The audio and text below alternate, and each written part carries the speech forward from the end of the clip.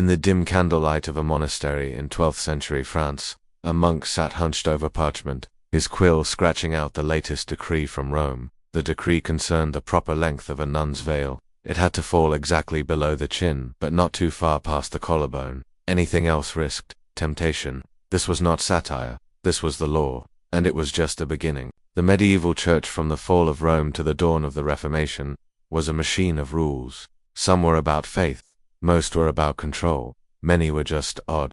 You were forbidden from sneezing during communion. You could be excommunicated for jousting without permission. There were laws about how many toes a devil could have in an illustration. And yes, there was a canonical debate over whether animals could become heretics. Tonight we enter a world ruled by incense, Latin, and the logic of men in robes. This is every strange law from the medieval church, and it is going to be a very long night. The church's obsession with the human body was profound. In part, this was theological, but in practice it was often bureaucratic and bizarre. Let's begin with Sunday bathing laws. In 13th century England, the Fourth Lateran Council reinforced existing ordinances that discouraged bathing, especially on Sundays. Why? Bathing was sensual. Warm water, bare skin. It might lead to lustful thoughts. It might even be enjoyable. That alone made it suspicious. Certain bishops even issued mandates that women were not to bathe alone, nor in private, nor with perfumes. A woman found bathing solo could be summoned before a local ecclesiastical court for immodest conduct. This led to the rise of communal bathhouses, which the church later tried to ban entirely, because, as it turned out, communal bathing also had its temptations. Fingernails and saints, an unexpected law. There was once a canon, a type of church law, about clipping fingernails. Specifically, one should not clip their nails on the feast day of St. Polycarp. Doing so was considered disrespectful to the body of Christ. Why? Unknown. The logic may have been symbolic. Fingers represented action, and St. Polycarp's feast was about contemplation. But priests wrote this down, and people followed it. And yes, this rule appeared in more than one diocesan manual in southern Germany. Left-handedness, the devil's side. Being left-handed in the medieval world wasn't just unfortunate, it was suspicious. Canon law never outright banned left-handedness, but various church scholars wrote treatises discouraging the use of the left hand in rituals. The 13th century Dominican theologian Petrus of Ghent argued that using the left hand during prayer invited confusion in heaven. He claimed that the angels observed the hands, and that left-handers might be accidentally recorded among the goats, rather than the sheep. That is not metaphor, that is written as dogma. Some parishes went as far as retraining children to be right-handed, especially if they were destined for holy orders. The veil laws. Women's hair was considered dangerously erotic. This led to extremely detailed veil laws for nuns and even laywomen. A 14th century manual from Rouen, France, outlines that veils must be opaque, fall below the chin, cover the ears, not flutter in the wind of flirtation. That last part was literal ventus lascivia. The wind of flirtation was a phrase used by a bishop to describe how a veil, if too light, might distract the brethren during prayer. Violating this dress code could lead to penance, often fasting, isolation, or kneeling for hours in the nave, pregnancy, and excommunication. In the 1200s, several dioceses enacted a rule that pregnant women who conceived out of wedlock were not only sinners, but also potential witches. If the woman refused to name the father, the church could brand her as harboring a demon of silence. This was a spiritual offense. There were cases where women were excommunicated not for fornication, but for refusing to publicly confess the name of their lover. One tragic case from Avignon in 1324 records a woman named Isobo who was locked in the local chapter house, fed only barley water, until she named the partner of her sin. She never did. Time was sacred, but it was also regulated, down to the minute. Let's look at some strange calendar laws. No whistling during Lent. In at least 7 regional church edicts between 1200 and 1350, it was forbidden to whistle during Lent. The reason? Whistling was considered a sign of mockery. The devil was said to whistle in the wilderness. One edict from Bohemia described it as the hissing of the serpent disguised as song. Choirboys caught whistling were to receive 7 lashes with a birch branch. Monks got worse. A night in the crypt, in silence, lying among the tombs. Forbidden hours for sex. According to canon law, there were 120 forbidden days and hours in the year during which sex, even between married couples, was banned. These included Sundays, feast days, Fridays, Lent, Advent, Easter week, nights before communion, and, strangely, the 12 days after Christmas. Violating these bans was considered a sin requiring confession and penance, but repeat offenders could be fined or publicly shamed. In some towns, church officials kept logs, literal sin registers, of households that were suspected of disobedience. In one town in 1387, 3 couples were recorded as having conceived during the prohibited twilight of St. Stephen's Week. Their punishment: mandatory almsgiving and 2 weeks of abstinence. The hour of the devil. Medieval theologians believed 3 a.m. was the devil's hour. Therefore, it was against canon law to perform any ceremony, baptisms, marriages, funerals during that hour. There was one recorded exception. In 1421, a plague-ridden town in Austria received papal permission to bury its dead at 3 a.m. because the daylight hours were too dangerous. This was known as the nocturnal dispensation. No other town received such permission until the 1500s. Bell-ringing restrictions. Church bells governed life, but not all bell-ringing was permitted. There were laws forbidding ringing bells for personal reasons, ringing bells to ward off storms, believed to anger the angels, and in one case, ringing bells to wake lazy monks. A Cistercian abbot in 1279 banned the use of aggressive bell ringing in his monastery, claiming it caused spiritual disorientation. The penalty was a full day without food and silence. In the medieval church's eyes, morality wasn't just for humans. Animals, too, could be judged and punished by canon law. Let's begin with the most infamous case, the pig of Falaise. In 1386, in the town of Falaise, Normandy, a pig was sentenced to death. The charge: murder. The animal had allegedly bitten the face and arms off a human infant. The church took this as a sign of demonic possession. The pig was tried in an ecclesiastical court, dressed in human clothing, and publicly executed by hanging. Witnesses were present. A friar gave the final rites.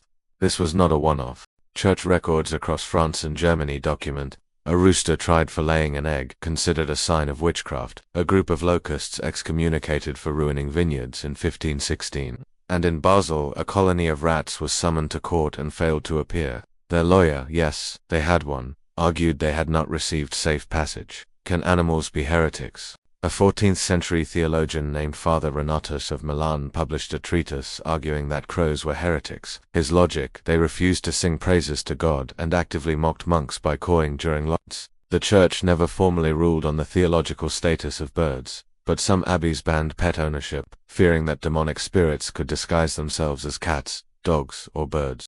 One law from a Hungarian monastery in 1311 states, "No brother shall harbor a beast in his chamber, for where a tail wags, the devil may hide." Fish and Lent. The eel controversy. During Lent, eating meat was forbidden. Fish, however, was permitted, but the definition of fish became elastic. In one notorious case, beavers were classified as fish, due to their aquatic lifestyle. But even stranger was the case of barnacle geese, a species believed to hatch from driftwood. The church debated their status for years. In 1215, a regional synod in Ireland declared, "The barnacle goose, though foul in flesh, is of fishly nature." Thus, eating one during Lent was permissible, though not encouraged. In 1247, Pope Innocent IV was petitioned by monks who had been excommunicated for overindulging in barnacle goose stew. He ruled in their favor, calling the matter a confusion of creation. By the late 12th century, annual confession was mandatory for all Catholics, but not every sin could be confessed without difficulty. Let's begin with the sin of silence. Some sins were punishable if you refused to name them. For example, if you admitted to lust, but not with whom, that was considered withholding the full truth, itself a mortal sin. In one case from 1341, a blacksmith in Bruges confessed to inappropriate thoughts, but declined to elaborate. He was jailed for 6 days by the bishop's order, under what was known as penitent coctum, the forced penance clause. Forbidden confessions. Not every sin was safe to confess. There were illegal confessions, things you weren't allowed to say, even in the confessional booth. These included accusations against a priest, suspicions of witchcraft by a family member, dreams involving saints in improper contexts. Yes, confessing to dreams about saints could get you punished. One woman in Lübeck was publicly whipped for confessing that Saint Michael had appeared to her in a dream, without his robes. Scenes invented by bureaucracy. Some scenes were not exactly spiritual, but canonically invented. These included reading scripture in the vernacular, entering the wrong door in a cathedral, Many churches had male and female doors, speaking the name of Christ while wearing shoes in certain parts of the church. The Diocese of Trier had a rule that only shoeless feet could enter the sanctuary, a nod to Moses removing his sandals before God. One baker who forgot to remove his boots was fined a silver coin and made to scrub the altar steps. If you think the church's rules about sex were severe, you're not wrong. But some went far beyond severe, into the realm of farce. The sign of simultaneity. There was a law primarily enforced in the Diocese of Toledo that forbade a husband and wife from engaging in intercourse on the same day that they had attended Mass. Why? The sacredness of the Eucharist was thought to linger, and combining that with physical intimacy was considered spiritually dissonant. One priest wrote, "To consume the body of Christ in the morning and the body of man at night is to confuse the divine with the dust." Celibate but still married. Canon law demanded celibacy from clergy, but allowed loopholes. Some priests had spiritual wives, women they lived with under vows of chastity, but this was eventually banned under suspicion of abuse. By 1274, all cohabitation with women, even sisters in Christ, was forbidden. There was also the issue of secret marriages, unions conducted without witnesses, often in confessional booths or during night masses. A 13th century council ruled that any marriage performed without 3 daylight witnesses and spoken clarity was invalid. But this led to a strange legal loophole. A nobleman in York married his mistress at dawn, in a fog. 2 monks were present, but couldn't see the couple. The bishop annulled the marriage, due to insufficient visual clarity. Sex with a witch, a special category. According to canon law, sex with a witch was considered worse than adultery. It was a double sin, carnal and spiritual.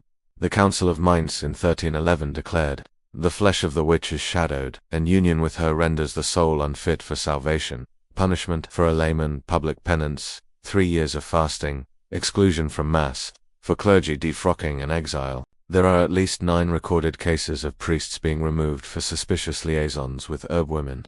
Herb women were often accused of sorcery. While joy was technically not a sin, the church was suspicious of it. Too much laughter could indicate a disorder of the soul. Too much movement might invite the devil to join. Let's begin with the laughter ban of 1240. The Council of held in 1240 formally condemned unrestrained laughter in church. The reasoning: laughter was a ripple in the still waters of God's house. Clergy were instructed not to tell jokes, even in private. Monks who laughed more than twice during a sermon were subjected to a single meal of bread and water, mandatory silence for 48 hours, and, in some cases, being made to wear a painted wooden donkey head. Yes, the asinus caput. A punishment adopted in Cistercian monasteries for those who interrupted the solemnity of the Mass with humor, dancing, and the devil's proximity. Dancing was not always banned outright, but it came with strict rules. A 14th century decree from Cologne allowed dancing only if it was slow, circular, and silent. No clapping, no foot stomping, and absolutely no dancing near altars, which was believed to cause disturbance of relics. In 1278, a group of peasants in Saxony was excommunicated for dancing near the crypt of St. Irenaeus. The bishop ruled that their steps had jostled the bones of a martyr. It didn't help that some claimed to hear laughter from inside the tomb. Ecclesiastical bans on theatre. The medieval church was deeply suspicious of theatrical performances. Many were condemned for mocking clergy, or worse, for portraying angels and devils on stage. By canon law, it was forbidden to wear the costume of a saint or angel, unless you were participating in an approved liturgical drama. In 1351, a group of wandering players was arrested for performing the Temptation of St. Anthony, in which a demon had a farting scene.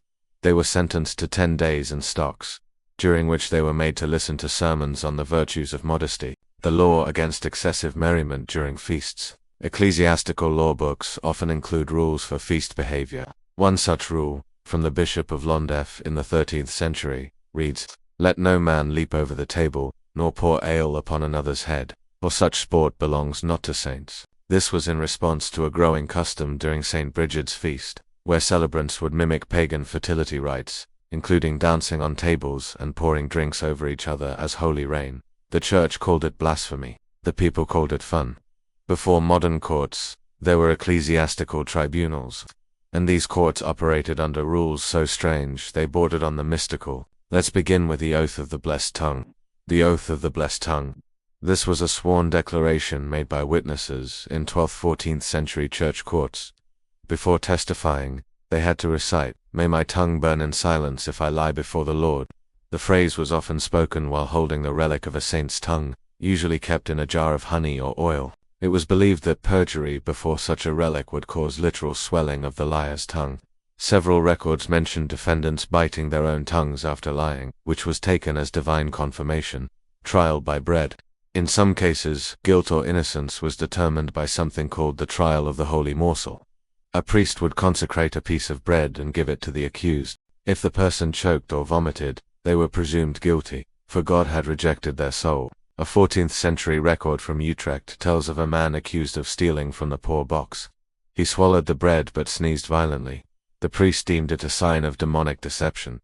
He was flogged and sent into exile. Interrogating the dead. Yes, the church sometimes interrogated corpses. If a monk died under suspicious circumstances, his body could be questioned. This was done symbolically, with the abbot reading aloud the charges beside the corpse, and waiting in silence for a sign from God. In one notorious case, a corpse supposedly bled from the mouth when its murderer entered the room. This was accepted as proof and entered into the court record. The suspect was executed the next day. Punishing corpses.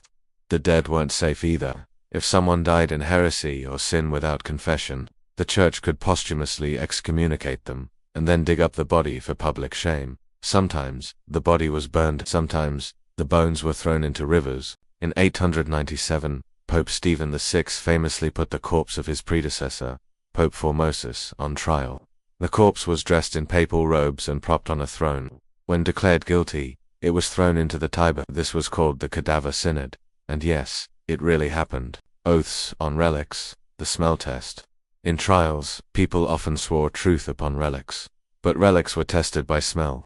If they didn't smell pleasant, or at least neutral, they were considered unworthy, possibly fake, or even cursed.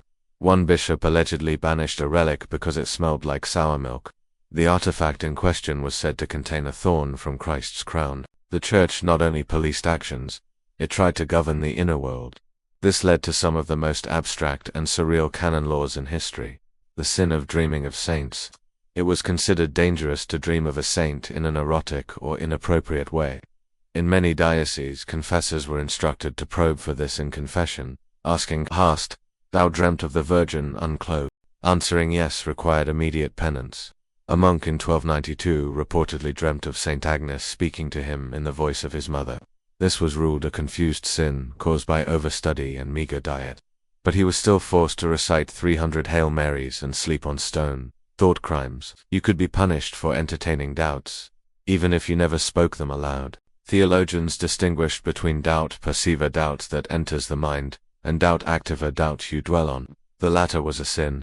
In 1313, a scholar at the University of Paris was exiled for thinking too long about the possibility that hell might be metaphorical. He had never said it out loud, but his journals were found, and they contained the phrase, "Hell may be cold, like silence." That was enough. Guilt by vision.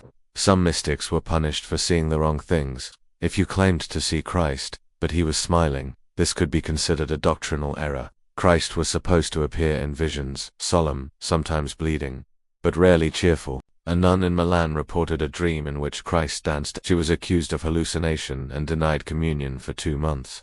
In the medieval church, what you said mattered, but what you named carried even more weight. There were entire laws dedicated to the speaking of names, especially those of demons, heretics, and fallen angels. Let's begin with the law of unutterable names. Canon law discouraged the public utterance of demon names, not because demons might appear, but because speaking their names gave them social power.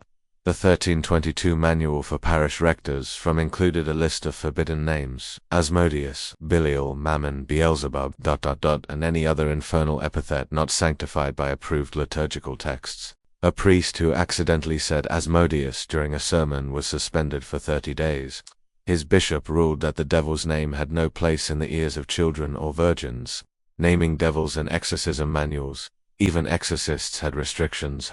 In 1380, Pope Urban VI condemned a popular exorcism book for enumerating demons like neighbors in a tavern. The book, De Nominibus Infernalis, listed over 70 infernal spirits, each with detailed personality notes. This was considered dangerously familiar. The author was censured, his book was burned, but copies survived. hidden in cathedral libraries, marked liber damnators, the banishment of joke names. Jokes involving saints, angels, or God were treated as blasphemous, misnaming. One monk in Rouen was excommunicated for naming his cat Little Saint Benedict. Another was whipped for referring to a sour loaf of bread as the body of Judas. Even sarcasm about divine names was punishable. This is how the sin of holy mockery entered the canon, a category that required immediate confession, and in some monasteries, fasting on barley water for a week. Holy water was serious business, and like any sacred item, it could be abused and legally prosecuted. The case of the water diluters in 1352, in Avignon, 2 altar boys were caught diluting holy water with rainwater to avoid fetching more from the sacristy. The penalty: public barefoot procession through town, carrying buckets of real holy water on their heads, followed by a sign reading, "I mix the sacred with the sky," selling holy water, the grey market. Though the sale of holy water was officially banned, it flourished in secret. Certain cathedrals were known for offering miraculous water blessed by particularly holy monks. Buyers paid in coin or grain. In 1398, a monk in Lyon was discovered selling diluted water from a nearby well as holy. He claimed it was blessed by proximity. He was imprisoned and made to drink the entire barrel over a period of 3 days to reunite him with his false blessing, holy water and crime prevention. Some towns made holy water mandatory at city gates. Travelers had to sprinkle themselves before entry. Refusing to do so was considered a sign of moral impurity. A woman in 1345 was turned away from Cologne because she declined holy water, saying it stung her nose. This was considered proof of witchcraft. She was arrested, examined, and later cleared. When it turned out she had a cold, the body was not just flesh, it was a theological puzzle, and the church had laws to address every fluid it produced. Can Satan sweat? Yes, this was debated. A council in 1277 briefly discussed whether demons had bodily functions. A scholar named Father Theodoric argued that sweat was a sign of weakness, and thus, Satan, in his pride, could not sweat. Another argued that demons simulated sweat to manipulate humans. The question remained unresolved, but it entered theological memory. Future canon lawyers used it to argue that perspiration was not necessarily human, and therefore not always a sign of effort. Hair as a spiritual hazard. Hair, particularly women's hair, was subject to detailed regulation. In 1321, the Diocese of Tours issued the following ruling: "Let no woman braid her hair in patterns which resemble serpents, knots, or crowns, for these attract infernal attention." Certain hairstyles were banned because they resembled pagan deities. One woman was fined for wearing a triple braid, which was believed to invoke a false trinity. Worse still was loose hair, considered a visual temptation and symbolic of chaos. Laws about menstruation. While menstruation was not technically sinful, it was treated as ritually impure. Some churches banned menstruating women from receiving communion, touching holy water, entering certain chapels. In some monasteries, nuns had to declare their cycle to the abbess and sit apart during Mass. One priest in Saxony kept a chalkboard where women could mark their initials during the time of Eve. This practice was banned by the bishop, not for being discriminatory, but for promoting unseemly gossip. Now we arrive at one of the most surreal parts of medieval church law: punishments for sins that may never have happened. These include dream crimes, thought crimes, and even sins committed in the womb sin doctrine. Some theologians argued that infants could sin before birth, usually by kicking too hard during Mass. This was not widespread doctrine, but a few bishops adopted it as local law. In Naples, in 1304, a pregnant woman was instructed to lie still during services, lest her unborn child offend the host. After one stillbirth, the midwife declared the child doomed by motion, and buried it outside the church grounds. The sin of imaginary lust, not just impure thoughts, but imagined situations, were punishable. In confession manuals, priests were trained to ask, "Hast thou imagined a sin so vividly that thy heart quickened?" Answering yes required penance, even if no physical action occurred. A monk in 1361 was forced to fast for 30 days. After describing a vivid mental image of a kiss with St. Catherine, he claimed he repented the moment it formed. The bishop called it a near sin of cinematic quality, retrospective sin. Some canonists debated whether remembering a past sin with pleasure was itself sinful. This became law in several dioceses, requiring a second confession for any sin that had once been properly confessed, but later recalled fondly. A woman in Ghent confessed that she sometimes smiled when remembering her youth. The priest interpreted this as spiritual regression and required her to wear grey for 6 months. For centuries, the Church debated a simple but disruptive question: do animals have souls? The answer changed over time, and it came with laws. Early rulings: no souls, no heaven. Augustine believed that animals had instinct, but no immortal soul. This became doctrine and legal. Thus a law emerged in the 1100s across most of Western Europe. Animals could not be buried in consecrated ground. In fact, any animal that died on church property had to be removed before sundown, or the grounds would require reblessing. There is a record from Poitiers of a parish where a cat died on the altar steps. Mass was suspended for 2 weeks. The floor was scraped. The bishop personally poured holy oil on the stone. Exceptions: the holy dog of Milan. One case created controversy: a dog that had lived at the feet of Saint Giovanni of Milan. When it died, the monks buried it beside his tomb. Pilgrims began leaving candles for the dog, calling it Sanctus Canis. The church responded quickly. The tomb was closed to the public. A new law was issued: let no beasts be called holy, and the monks were sent to separate monasteries for re-education. But the cult of the holy dog persisted. In secret, animal ghosts and the ban on mourning pets. In 1320, the Diocese of Arles forbade crying for dead animals inside a church. The rationale: emotional displays were reserved for human souls. If a person wept loudly for a dog, they were accused of disordered affection. The belief that animals held spiritual value equal to humans. Some parishes forced such mourners to kneel at the door and repeat, "I love not beasts more than the image of God." One woman in York was banned from Easter Mass after she tried to sing a funeral hymn for her cat. Angels were central to church theology, but access to them was regulated. You could not name an angel that wasn't found in Scripture. You could not pray for an angel to appear without risk of suspicion. And if you claimed to have seen one, there were rules. Naming angels, a dangerous practice. Outside of Michael, Gabriel, and Raphael, all other angel names were forbidden. A priest in 1347 claimed to have been visited by Uriel, though Uriel appears in some apocryphal texts. Church law had banned his use in official doctrine. The priest was investigated. He was found guilty of unauthorized invocation, and sentenced to silence for a year, appearing to the wrong people. Angels, if they did appear, were expected to appear to saints, virgins, or the deeply pious. When a gravedigger in Prague claimed an angel had spoken to him while he urinated in a field, the bishop ruled, either the man lies, or the angel was no angel. This created a new law. Any angelic vision received during bodily functions was presumed demonic.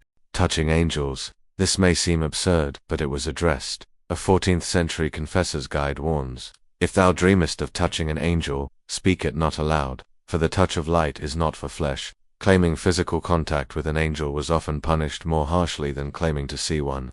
In 1391, a nun said she danced with an angel in a garden of white leaves. She was confined to her cell for 5 years.